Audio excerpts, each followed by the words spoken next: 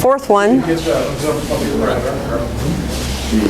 So this one is called Kote-mawashi, and the idea here is on the first two he struck down. Pretty much that was it. This one, when he stopped from striking down, the thought is, I'll strike you. I mean, just rear back and reset, strike again. Yeah, called psycho. Psycho. Psycho. So here. Rats, I missed. He rears up. I come to the end of the arm. And then once again, other people take the knives away. I think the one where Tomiki. Oh, this is the step in the, yeah. I think. Yeah. When we were first doing this, the mawashi was problematic because we were coming here, kind of parrying it. As he came up, we were coming to the other side of the arm and trying to get a mawashi.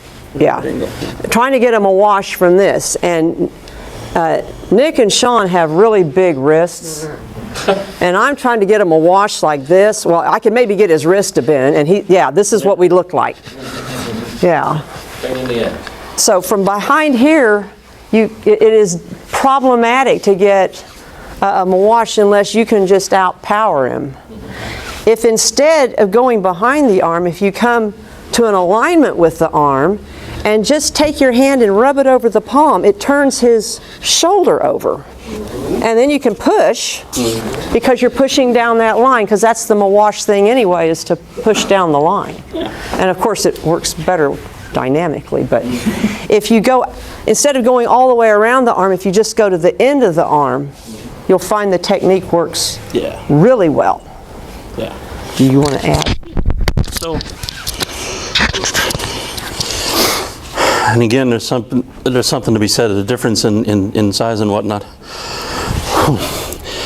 I being bigger with the big meaty bear claws, once this turns over, I can pretty much go right to a lot of the mawashi right there, just by virtue of my thumb being in the hinge. But like Nick was saying, we're presuming it's either larger or stronger, or being a bit of a dick. It's a bug. Yeah, so like Courtney said, we had a hard time. So we were trying to go here where I'm perpendicular to her arm and trying to, it didn't work out, but going out here and just keeping this palm flat. I don't try and reach around and make it happen. I just keep the hand flat, and with that cycle back and then forward again, it'll pretty much follow right where it's supposed to go. And to talk about real quick, disarmament at the end, right? So it's very similar. Is this shoulder okay? Is my shoulder okay? Right now it is. If you'll remember in San Kata, there's a disarm where we bend the arm, and again, we're getting the hand to bend like that so the fingers pop open. And it works. The fingers pop open, and we're able to flick it, and the knife goes out there somewhere, and we do our thing. Well, like we were talking about, if you're dealing with someone who's a bit of a monster, and a bit of a stout, and they're being a bit of a dick, and you do this part and, oh, shit, or shoot, darn, shucks.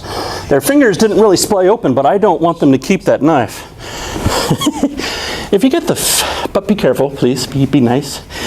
And you get the heel on the fingers, so they'll probably want to let go of that knife pretty quickly. I'm going to be nice to her fingers. Thank you. And you're using your foot to kick away the knife and then proceeding to finish your armbar. Right, so. Be kind to your... Yes, by all means, be kind. But, when you're out on the street and there's real ninjas attacking you, then just stomp on their fingers all you can, and wear cleats if you can. That's even better. So, one more. Oh, okay. So, stepping off the line, on the inside, grabbing kind of opposite hand, stepping. I'm trading hands, by the way. I'm passing to this hand just to get a little control. And this hand is just pushing as I cycle back until we get the mawashi. That's probably the trickiest part, I think. And if you all do it really easily, I'm going to be mad. I'll be pissed off. So, anyway, try that. See what happens.